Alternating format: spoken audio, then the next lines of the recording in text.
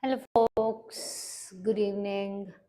So today we will be discussing polity and governance current affairs. The topics for the day will be Supreme Court's revival of sedition trials, judicial decorum in the digital age, Article 142, National Sports Board and Sports Tribunal rules notified, Assam UCC Bill of 2026. So, these are the topics that we will be looking into today. First, we'll start with Supreme Court's revival of sedition trials. What is this sedition? See, before we go ahead, see what happened was you're British. One of the tools that they tried in order to make sure no one goes against their principles, against their policies, was the introduction of your sedition, which means mainly this was aimed at curbing nationalism in India or going against your British policies. Now, if you see, the whole point of a democracy is freedom of speech and expression. Now, if you unnecessarily censor, okay, your freedom of speech and expression, then your entire Article 19, freedom of speech and expression, gets violated. Okay, fine. We have seen that your British was a colonizer who had colonized India. Under that point of time, okay, the concept of your sedition was very common. But after that, if you see, initially when your Indian Penal Code came in, they did not introduce sedition. But later through Special Act, they introduced sedition and it was continuing in India even after independence. Okay. To an extent where your Supreme Court gave a freezing. Okay, all this happens in a period of 2023, telling that no, now the sedition concept or the new charges, cases, etc., have to be now put in a freeze. Post this comes your BNSS. So, what happens in your BNSS? They drop the term sedition in the legal lexicon. After this, okay, but rather they have made it like if anyone goes against the security of India at that point of time, it will be considered. All those is there, but they dropped the term sedition. Now, why we are bringing up this topic or debate means because the Supreme Court has told let's revive this sedition trials. Okay, so this is why we are discussing this. So, why is it news? In Kamran versus State of Madhya Pradesh 2026, Supreme Court has allowed the lower courts to resume Section 124A trials. That is nothing but your sedition trials and appeals. But there is a condition. The accused must, okay, expressly consent. The accused themselves must give the consent as to yes, you can go ahead with this, you can do this, let's listen to the sedition trials. Now, in this, there are again a lot of pros and cons where many people will be telling that okay, because of the desperation and also it's too long, it would be better to just go ahead with this, is the reason why many of them will agree for this. Now, what if there are co-accused? One will agree, one will not agree. That will lead to very fragmented, yes, approach. So, constitutional validity of this so-called Section 124A or your sedition is still pending before the Supreme Court. Now, when exactly did this concept of sedition originate? It was drafted by Thomas Babington Macaulay. It was initially not included in IPC, but it was added in 1890. Okay, IPC in 1860. But this concept of sedition was added in 1890 through a special act. Why? In order to suppress your nationalist movements. So much so that your sedition was used as a weapon against the freedom fighters. Okay. For example, Bal Gangadhar Tilak, he himself was brought in around 3 times to be tried under sedition for his articles written in Kesari. Okay. Even Mahatma Gandhi was tried with sedition for his writings in the Journal of the Young India article, okay, in 1922. So much so that Gandhi has referred to your sedition laws as the prince among the political sections of IPC. So you can see the concept of sedition is something that can be easily misused. Yes. So what has the judiciary told with regard to your sedition, if you see? In Romesh Thapar versus State of Madras in 1950, they held that just a mere criticism of government does not mean sedition, because if you don't criticize, you don't want criticism means, then you cannot be in a democracy. Because one of the greatest ally of democracy is you should be able to listen to both sides of the argument. And also, if you are always threatening them with sedition, don't you think they will go into fear of, okay, a sense of self censorship?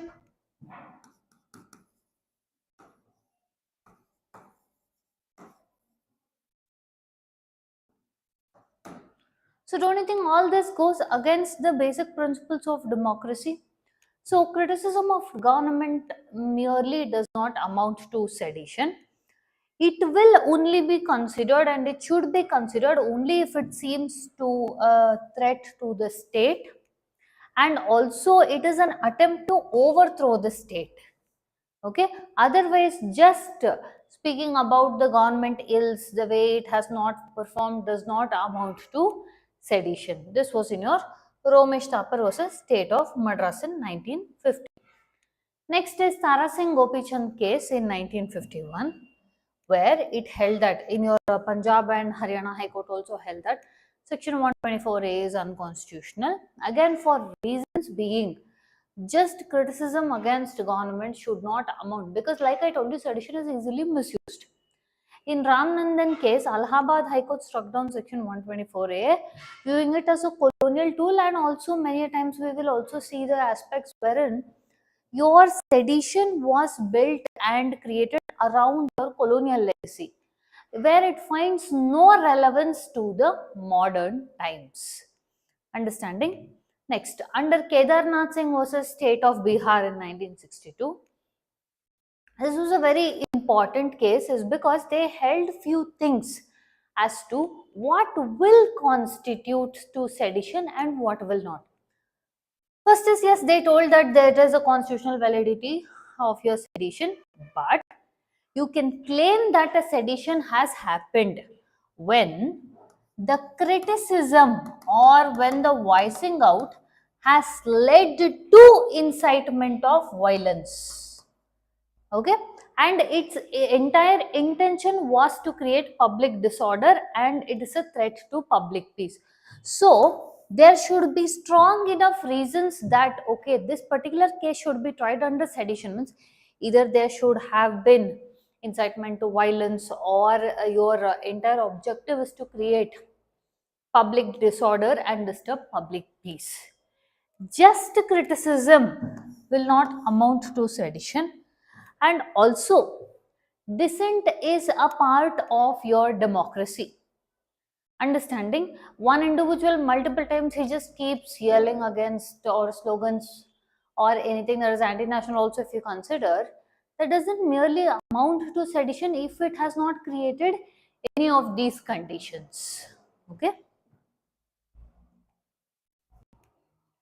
Next, in Balwant Singh versus State of Punjab of 1995, again here, like I told in the previous one, If an individual has been uttering anti-national slogans alone does not amount to sedition if there has not been any, okay, following public outroar or a disturbance of peace, okay. So if none of those are created, then this also should not be considered as your sedition case.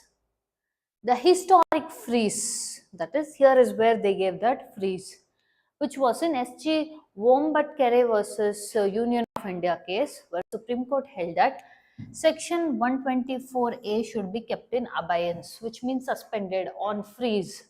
Okay. No fresh FIR should be launched, no new investigations should be done, no coercive actions have to be done, pending trials are to be suspended. Why? Because the court said this is a colonial era law which was meant for colonial times. It does not have an ounce of relevance to the modern times. Okay, so the laws must evolve with time. This freeze, now 2026 pay, they have told, okay, you can continue with this provided that the accused agrees to this. Okay. Another thing that happened in the meanwhile was your transition from IPC to BNSS. Okay. Your IPC was replaced by Bharatiya Nyaya Sanhita of 2023, where a major tag was the term sedition or Rajadroh was removed from your legal lexicon. Okay. Instead, a new provision of section 152 is brought under your BNS, which is about having the security of state, sovereignty of India, those aspects. Okay. So, section 124A of IPC is now replaced. Okay. This was completely sedition. This terminology is dropped.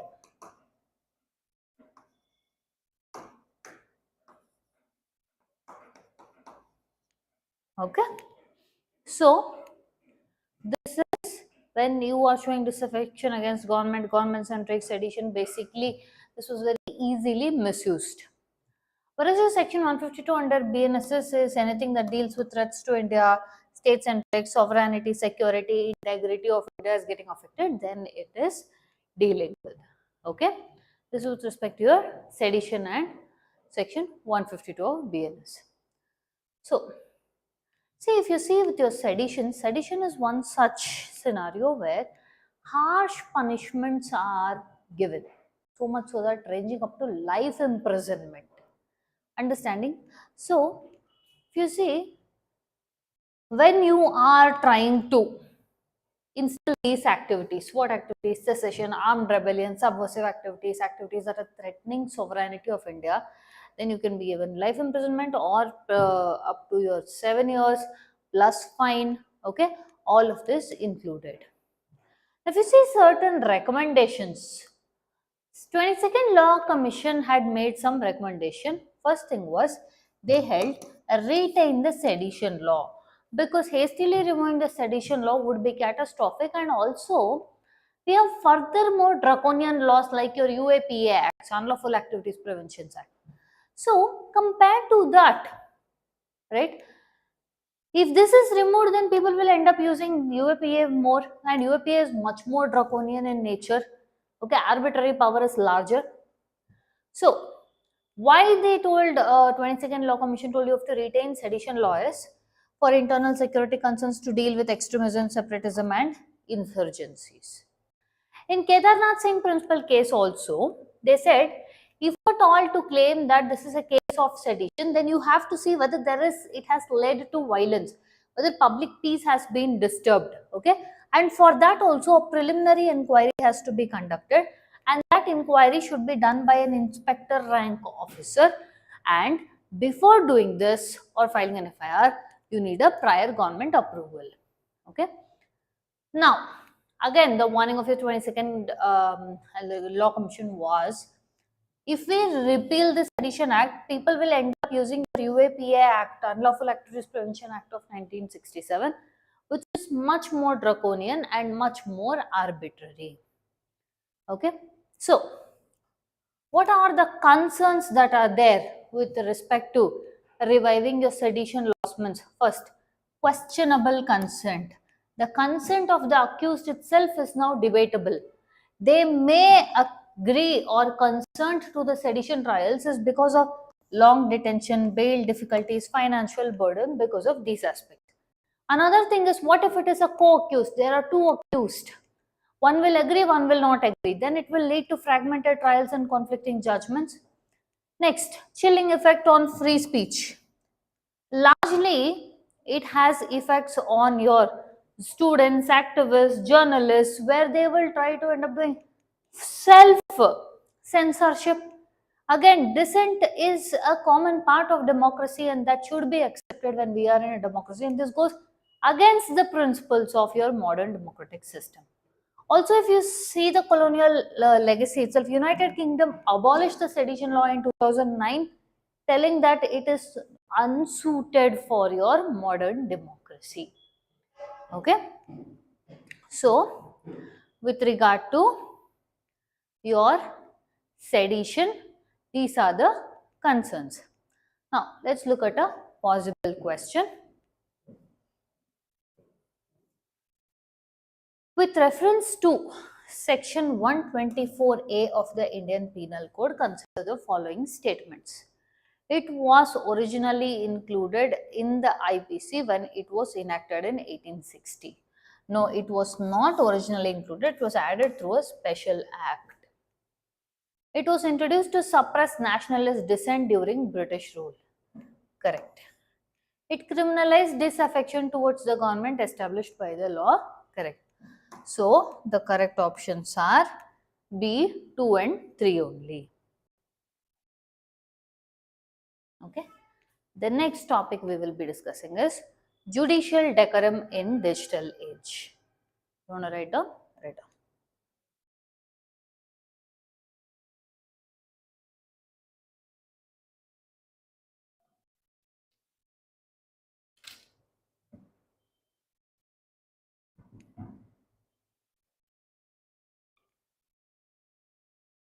Okay. Look at this.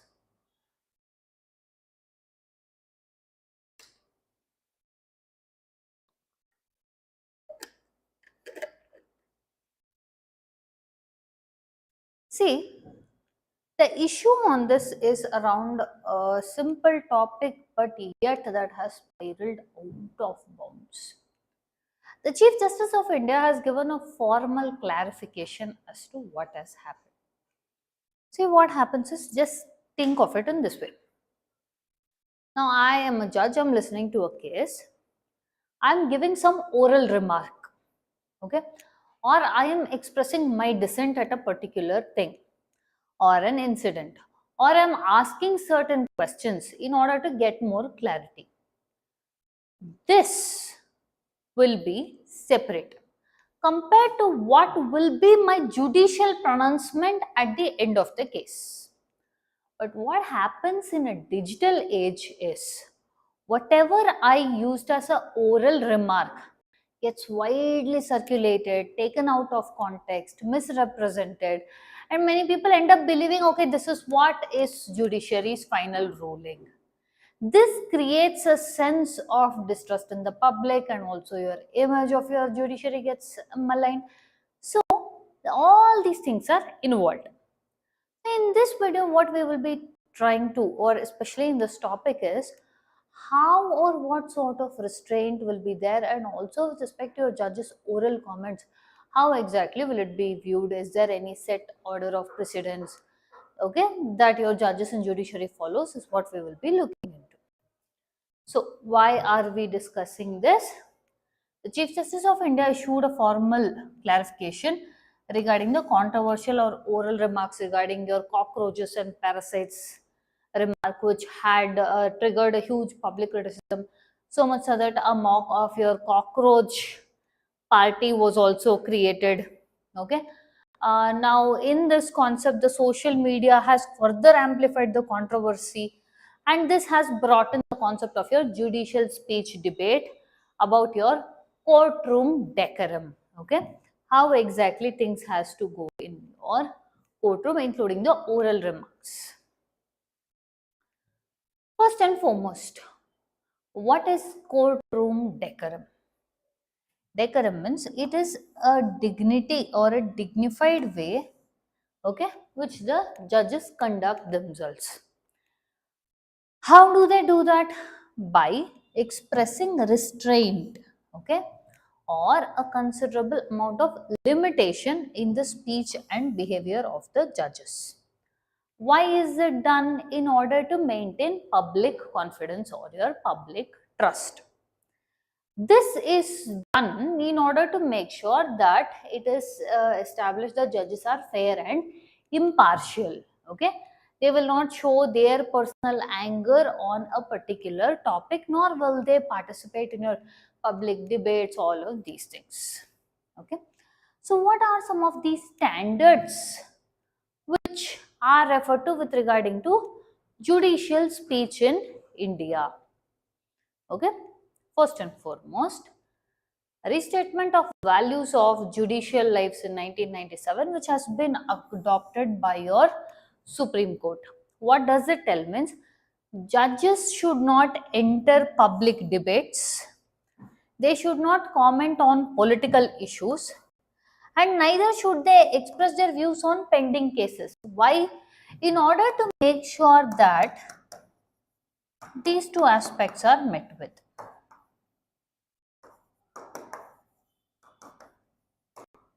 Fairness and impartiality. Okay.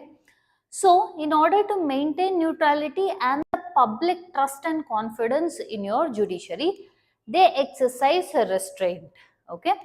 By not participating in your public debates, political issues, or any cases that has been pending. This is adopted by your Supreme Court. Next, your Bengaluru Principles of Judicial Conduct of 2002, which is also endorsed by United Nations, which speaks about the importance of independence, impartiality, integrity, propriety, equality, competence, and diligence, which means the way how the judges behave or the judges conduct is how the public trust on this institution will be. Okay, because the more and more we have a sense of fairness and impartiality that is seen and that is visualized by people, the more they will tend to trust this institution and the orders. Okay, another important one is your Chief Election Commissioner versus MR Vijay Bhaskar 2021 case. It said even the oral observations, that is, let me put it this way. COVID pandemic had happened. Now your judges can express, okay, is this how it is to be done? Okay, some strong worded sentences can be asked or oral remarks can be made, okay, in order to get a clarity on the topic. Understanding? So that should not be understood as the final judgment. So judges asking tough questions or the oral remark is not equal to judicial proceeding or the judicial verdict. So here they adopted two important principles. First one is epistemic utility of bench speech. Judges may ask a tough question to seek clarity and this promotes a spontaneity of thought. Okay, but the primacy should be given to the written record or the court's official opinion will lie in its judgments, orders, and not in the oral remarks or in the tough questions that they are asking is only to get a basic clarity. So your oral observation is not equal to judicial decision. This is the most important aspect. Next. In your A.M. Mathur versus Pramod Kumar Gupta case, Supreme Court held that judicial restraint is necessary because judges should avoid showcasing their personal anger, grievances, or emotional outbursts. Again, why? Neutrality, fairness, impartiality. Okay, to fulfill these things because your public trust will be getting increased is because of this aspect. Another example is the Supreme versus Union of India case where The oral remark seemed like something else, but if you see the judicial record, okay, or the verdict was something otherwise or the exact opposite. Okay, oral observations appeared supportive, but the final judgment was differing, meaning that your oral view is not the official or your judicial verdict. Next, if we see with respect to the international standards with regarding to your judicial restraint, look at this. The first one,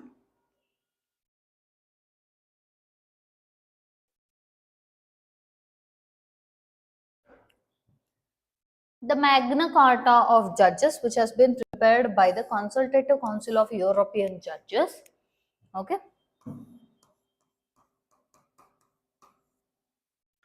where they have held few core principles in your judicial decorum. What is that? Judicial independence, fairness, impartiality. That is, judges should avoid making remarks that would harm the reputation of the institution or undermine the public trust. Okay, which means the same thing like we saw earlier also, where you should not vent out your anger or your personal aspect should not come out. Understanding? Second thing is Cardozo Standard of 1921. Okay, this is given by Benjamin Cardozo, which is about again your judicial conduct principle, where the judicial basis should be on reason, established principles, and legal discipline, and personal emotions and subjective sentiments should be avoided. Understanding? Again, why? Because, because it has the tendency, especially in a digital age, to affect, okay, the importance, or it affects the reputation of the institution and thus the public trust. Now, what are the concerns that may come out of your judicial remarks? If you say erosion of public trust, weakening procedural justice, confusion between dialogue, that is we said no, oral remark, and written, that is your decree. And this gets exemplified in your digital age where everything is spread and made viral. So oral remarks spread instantly and public mistake them for final rulings, that this is what your judiciary thinks about this, which affects again the reputation of institution as well as public trust. So who are the most affected groups? Means your journalists, activists, minority groups, young lawyers, and this further affects your judicial independence. You see the concerned articles or relevant articles here. Article 50, separation of judiciary from executive. Okay. Article 129, where Supreme Court is a court of record. 215, court of record of your High Court. Article 19, 1 of A, freedom of speech. And Article 19 of 2 further on goes out for your reasonable restrictions with regarding to freedom of speech and expression. So if we see here one important point, especially from your prelims perspective also, constitution is not the one that is regulating your oral remarks, whereas the regulation of oral remarks comes from conventions, ethics and institutional discipline. Okay, constitution has not been the one telling that. Now, let's see a possible prelims question from this topic. Okay. Consider the following statements regarding the restatement of values of judicial life, 1997. It was adopted by the full court of Supreme Court of India. Yes. It allows judges to publicly comment on matters pending before the courts. It does not allow, they do not publicly comment on matters pending before the court. So this is also wrong. It discourages judges from participating in public debates on political issues. This is correct. So correct options are 1 and 3 only. Next topic is Article 142. Want to write down?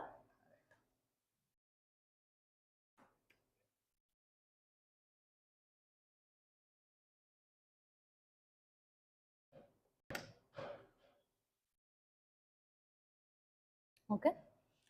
What is this Article 142 means? The judiciary, especially Supreme Court itself, has told that it is a rare, okay, exceptional power it should be used in. That is, it is a power which should be used in rare and exceptional circumstances and not be seen as an interference. As in, first of all, what is Article 142? It is something we call it as complete justice. Judiciary at times will exercise Article 142 to exercise complete justice that is needed for the citizens or people. Similarly, your judiciary has been highlighting about your national highway safety. If you see, a national highway just contributes to 2% of the movement lifeline, but it amounts to more than 30% of deaths. So, your judiciary, by exercising this Article 142, has brought under a right to a safer movement. That is, your highway ka safety is also brought under this, under by your Article 142, which is covered now under your right to life and personal liberty of Article 21. So, what is this we are looking at? Supreme Court has invoked Article 142, which we will call it as complete justice in Polity accident versus National Highway Authority of India and others case of 2025, where it has recognized that safe travel on national highway as a right to life and personal liberty under Article 21. They have told that now having or maintaining a safe, okay, travel in your national highway is no longer just an administrative convenience, but it is a matter of a right and especially a fundamental right under Article 21. Okay, this further increases the obligation to the states. So, what is Article 142? Wherein, otherwise we are calling it as complete justice, right? Article 142 of 2 tells that Supreme Court may pass any decree or order to do complete justice. It is applicable to any matter that is pending before it. Now, this is a very extraordinary power. Okay, it's a constitutional power which is very unique to Supreme Court. Now, does that mean that this power is not applicable to High Court? We will come to it. See, this power is actually originally designed and given to your Supreme Court, but your High Court can also contribute to it, but within its constitutional limitations. Okay, your High Court cannot keep frequently using Article 142 to bypass your legislative orders. Understanding? Another aspect, if you see also, legislative orders are there, means that doesn't mean they trump 142. Okay, 142 is a rare, exceptional, high power prescribed to your Supreme Court. So, what is the significance of this Article 142? It is a constitutional safety valve. The question will now come as to why. Why do we need a safety valve? Here is where we have to understand the Supreme Court is the protector of fundamental rights.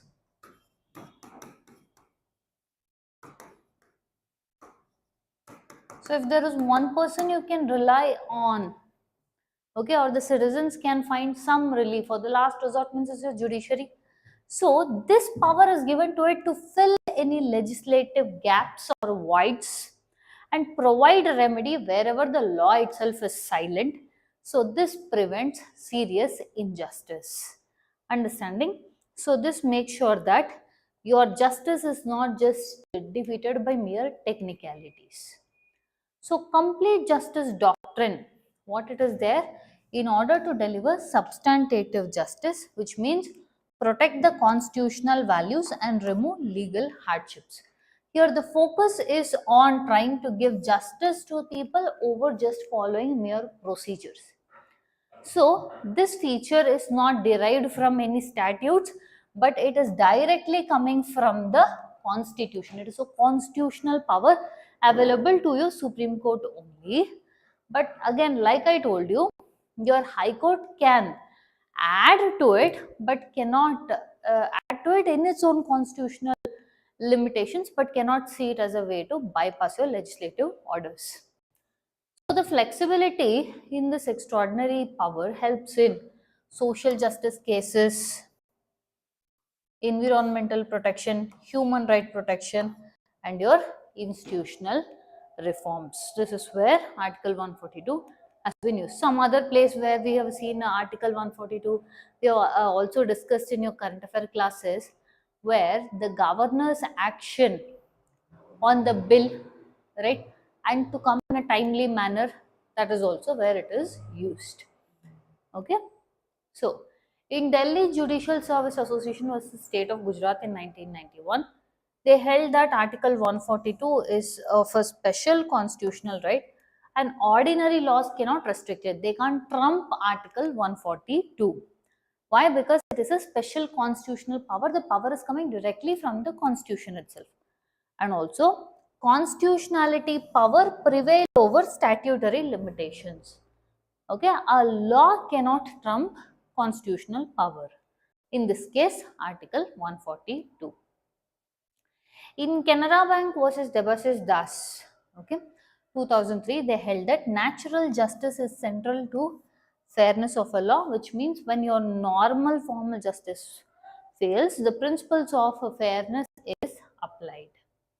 Okay, next is in Anil Kumar Jain versus Maya Jain. They held that no, High Court does not does not possess the power under Article 142 because it should be an exclusive power of your Supreme Court. But in your Hitesh Bhatnagar versus Deepa Bhatnagar case, they held that Article 142 is yes a very exceptional and rare power, and caution should be used, and also Article 142 itself should be used in a very sparing manner. So if you say Article 142 is applicable to your Supreme Court, can grant complete justice. Your High Courts operated under this in your Article 226, which has a wider jurisdiction, but they will not be using this 142 only for your bypassing of legislative order, but can contribute for, okay, your widening the scope of 142, but in the constitutional limitation. So under the highway safety judgment, they held that the background for this case comes from your two major accidents that happened in November 2025, where 34 deaths were reported. So Supreme Court took it up as a suo motu cognizance, that is look into this, and they held that the national highways are constituting only 2% of roads. Okay, your national highways in India contribute to only 2% of the roadways, but they amount to almost 30% of road fatalities. So, with this, we are telling road safety is not just a policy issue, but a constitutional mandate where your right to safe travel in national highway will now fall under right to life and personal liberty of Article 21, which includes safe travel, safe road infrastructure, and protection from unavoidable, that is avoidable accidents. So safe highways are a part of leading a dignified life. So this further strengthened this move of your judiciary, further strengthened your government's 4E strategy. What is this 4E strategy means? Education with regarding to road safety, awareness, driver training, engineering of better road design, safety of vehicles. And next is enforcement of your traffic regulations, monitoring violations, and last is your emergency medical services for providing faster trauma care post accidents, okay, or otherwise a proper rapid emergency response team. So the goal is to reduce the road accidents by 50% by year 2030. So what are some of the concerns regarding Article 142? If you see, there are concerns about judicial overreach, separation of power, because there are three organs of government: legislature, executive, judiciary. So if judiciary keeps entering into the legislative sphere, then it affects the separation of power. And what are the arguments which support your Article 142? Means because your judiciary is guardian of your fundamental rights, this Article 142 is needed in case of your legislative vacuum, or when law is silent. In this case, we move towards a more dynamic, growing constitution. Okay. Now, let's look at a possible question from this topic.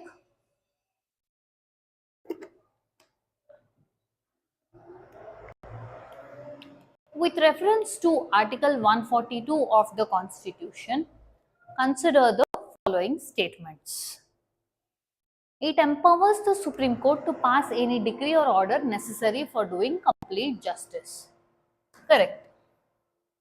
It is available to both Supreme Court and High Court. It is available to Supreme Court, but your High Court can add to it in its constitutional limitations. It is a constitutional power and not a statutory power. Correct. So the correct options are 1 and 3 only. Next topic, National Sports Board and Sports Tribunal rules are notified. Now look at this.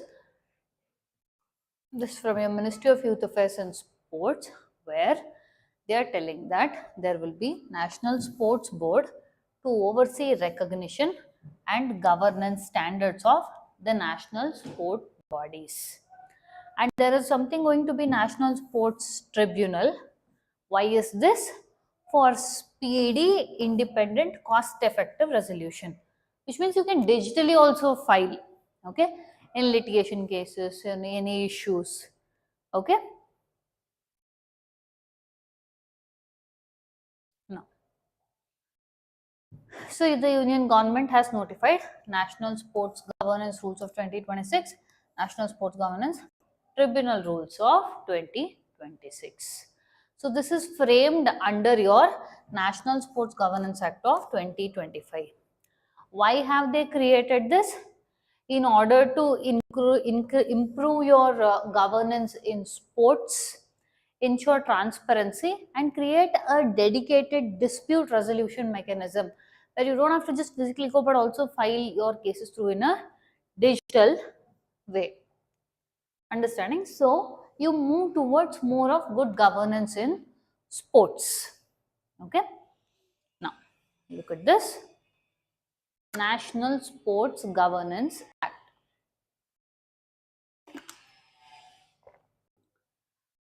What is the objective of this? Professionalize sports administration, promote transparency and accountability. Also, see, the whole point of the sports culture, if you see in India, you need a lot of certain aspects such as professionalism, transparency, accountability, and over the past few years, we have seen so many cases where India has such a huge potential, but it is misused is because of this kind of red tapeism, okay, and your athlete centric, okay, governance is also needed, right? So it is also there to strengthen your dispute resolution. Next, your National Sports Board rules of 2026, according to this new rules, is set to have a National Sports Board which will have one chairperson and two board members. The appointment to these people will be done by your central government. How will they do? The central government will appoint them based on your search cum selection committee. Understanding?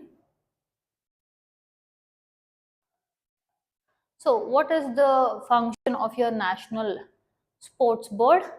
First is a recognition of National Sports Board, which is the central authority for granting recognition, okay, and this will create more of legitimacy legitimacy for your sports federation, and it has to look for governance standards, okay, and administrative practicing, so as to make sure, like we said, there is transparency, accountability, athlete centricity, okay, and also financial accountability is one of the main thing, because of corruption is where many such talents get wasted, okay. Our talent pool is wide but with zero recognition, so it ensures proper fund utilization, okay. Financial transparency should be there, and your auditing compliance, in order to make sure that there is no aspects of corruption involved, because when we say good governance ka two most important things are your accountability and transparency, yes.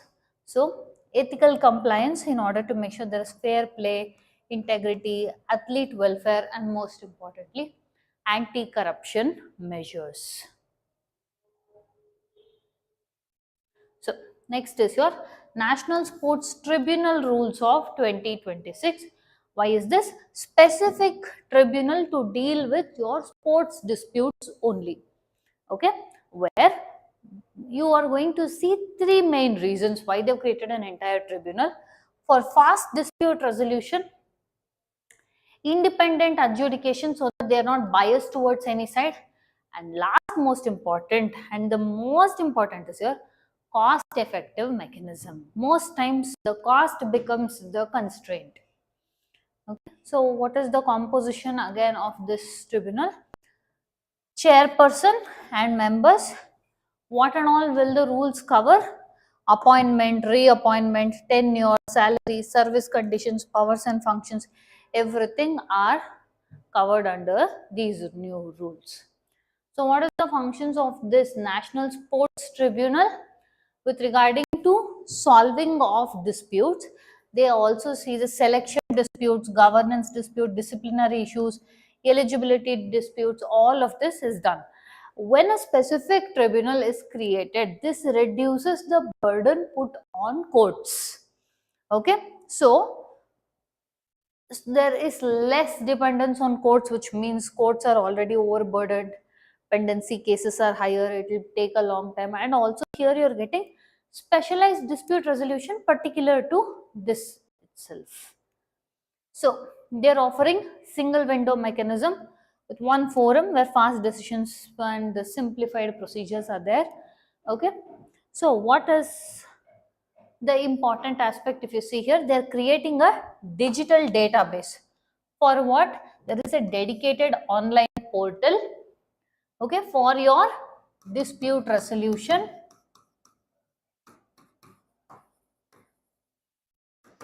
and filing of cases also can be done in digital medium only, online document submission and digital records of it regarding to issuance of notices, virtual hearing, okay, and publication of order. And this also will be having a greater transparency, because all the records will be maintained and available in the online, okay. So this is a significant change with respect to your transparency.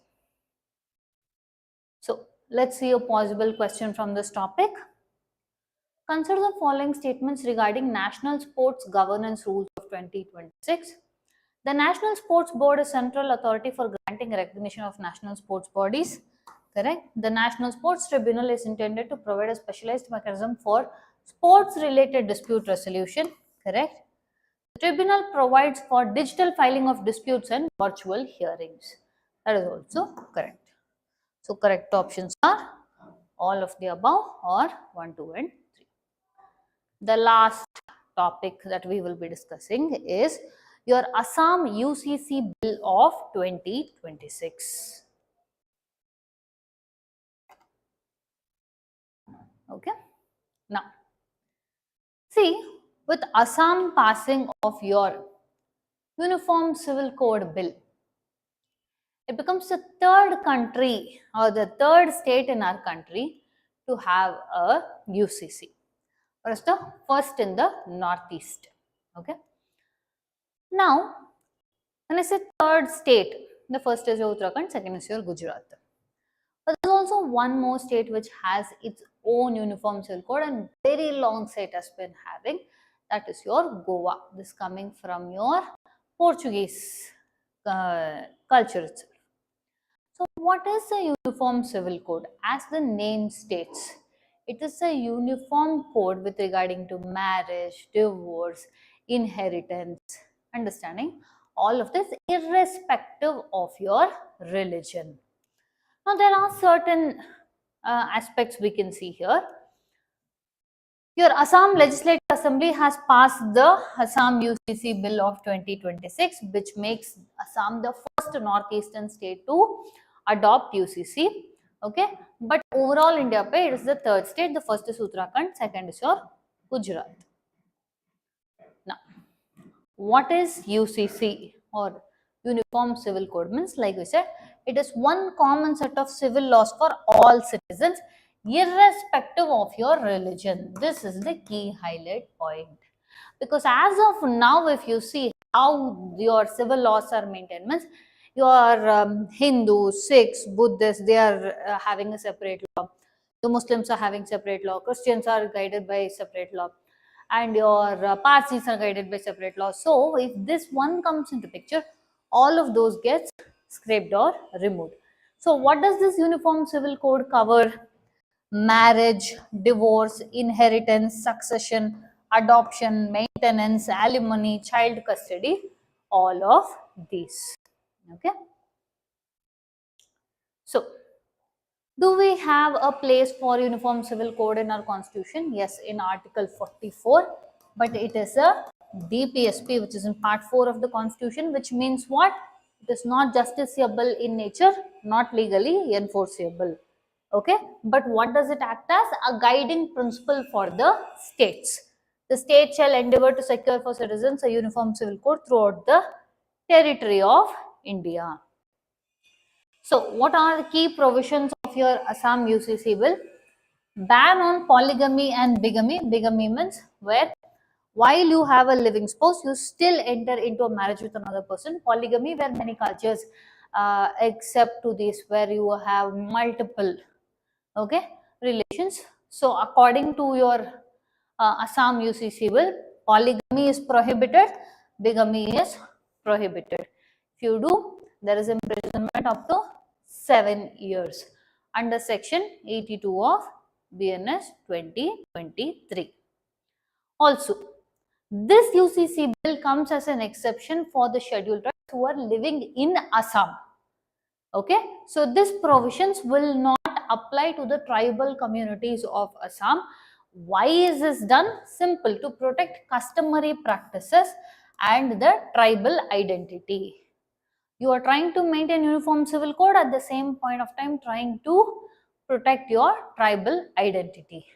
So this is also further protecting your constitutional safeguards, which is given to your tribals in the constitution. So this applies, is it only for people who are in a wedlock? No, this also applies for your live-in relationship, where if you are living in a relationship, you have to register within 1 month. If you don't, then that invokes punishment or fine, punishment up to 3 months of imprisonment. Now, why should live-in relationship register themselves? Because then they also get the aspect of rights, meaning legitimacy of children born from such union and maintenance rights for the deserted women also is something we can expect if they register as the couples who are living in a live-in relationship. So, the act further goes on to tell that the minimum marriageable age for men is 21 years, for women is 18 years. Marriage registration is compulsory, divorce registration compulsory, live-in relationship registration compulsory. Okay.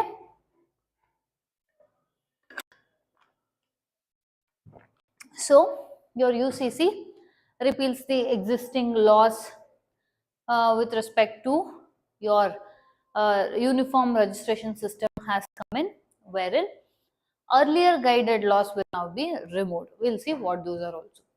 Also, this brings in a gender equal inheritance, wherein you will have uniform inheritance rules irrespective of your religion for your spouse, children, parents. Okay, this is to make sure gender justice and equal property rights This is a positive step towards your gender justice. Okay. So if we say why are tribals exempted from this, like we say, protect tribal culture, and also your constitutional safeguards which are provided in the 6th schedule, which applies to your Bodoland territorial region, Karbi Anglong region, and Dima Hasao. Okay, wherein it provides for autonomous councils to protect your customary tribal laws. Also, the constitutional provisions with regarding to tribals is Article 371A protects Naga customary law, Article 371G protects Mizo customary law. Why are we preserving this? Because it is traditional institution, tribal cultural identity, and this showcases our unity in diversity, where we, India, is a land of composite culture. So if you see the current personal laws in our country, it is your Hindus, Sikhs, Jains and Buddhists. Okay, so their marriage, divorce, etc., or settlement, succession, property, inheritance are all governed by Hindu Marriage Act and Hindu Succession Act of 1956. Your Muslims personal law, that is your civil law, is governed by Muslim Personal Law Shariat Application Act of 1937. Whereas for your Christians, this civil law is governed by Indian Christian Marriage Act of 1872. Then the Parsi civil law is governed by Parsi Marriage and Divorce Act of 1936. Okay, all of this will be replaced by your one common UCC. So remember, I kept talking to you about your Goa model. So India's one state which has been having UCC model long before any of the states has been your Goa. Okay, whereas its origin is from your Portuguese civil code, where they have a common civil law across all of the communities, and only very limited exceptions are there. So if you see some judicial pronouncements with regarding to your uniform civil code, Muhammad Ahmad Khan versus Shah Banu Begum case of 1985, they held that the Article 44 remains a dead letter, and this creates the need for us to bring about UCC. In Sarala Mughal versus Union of India case, the court reiterated that there is a need for uniform civil code to be implemented. Next, in John Walmatham versus Union of India case, they said that for a national integration, UCC is a necessity. In China Banu case, this was a landmark decision where they invalidated the triple talaq and held that, okay, further the gender-based justice was highlighted here, showcasing the need of your uniform civil code. Lastly, in Jose Paul Coutinho versus Maria Luisa case, Supreme Court called Goa as the shining example of your uniform civil code. Understanding? So, we'll see a possible prelims question from this.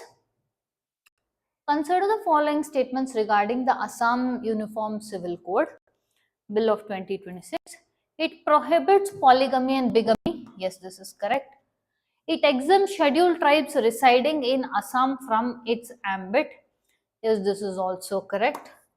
It makes registration of live-in relationships mandatory. This is also correct. So, all 1, 2 and 3 are correct. With this, we come to the end of the content. Any doubts? Anything you didn't understand?